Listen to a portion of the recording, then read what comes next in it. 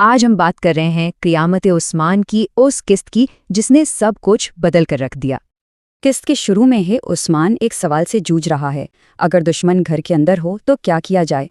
پچھلی رات جو ہوا اس کے بعد کائے قبیلے پر ایک عجیب گھٹن بھری خاموشی چھا گئی ہے، اور اب قبیلے میں سرگوشیاں ہو رہی ہیں، کوئی ڈرا ہوا ہے تو کوئی شک میں مبتلا ہے۔ عثمان یہ سمجھ چکا ہے کہ باہر کے دشمن سے بڑا خطرہ تو اندر کے غدار ہیں۔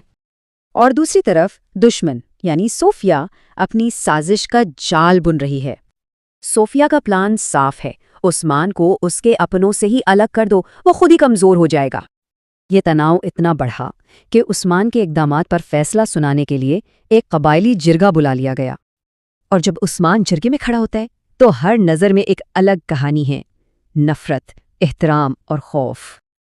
لیکن عثمان کا جواب دو ٹوک تھا، غلط ہوں تو سزا دو، صحیح ہوں تو پیچھے نہیں ہٹوں گا۔ تو جرگے کا نتیجہ کیا نکلا؟ قبیلہ اب باقاعدہ دو حصوں میں بٹ چکا تھا۔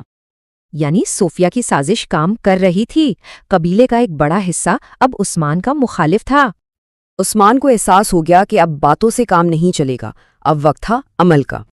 اس نے اپنے وفاداروں کو جمع کیا اور دشمن پر رات کی تاریکی میں چھاپا مار دیا۔ یہ لڑائی صرف تلواروں کی نہیں تھی، یہ عثمان کے اپنے ارادے کا بھی امتحان تھا۔ اس ساری کشمکش میں بالا خاموشی سے عثمان کا ساتھ دے رہی تھی، وہ جانتی تھی کہ سب کچھ داؤ پر ہے۔ کیونکہ اگر عثمان ہمت ہار گیا تو ان کا خواب، ان کا مقصد سب ختم ہو جائے گا۔ جب صوفیہ کو حملے کی خبر ملی تو وہ غصے میں نہیں آئی، بلکہ اس نے اپنا اگلا قدم سوچا۔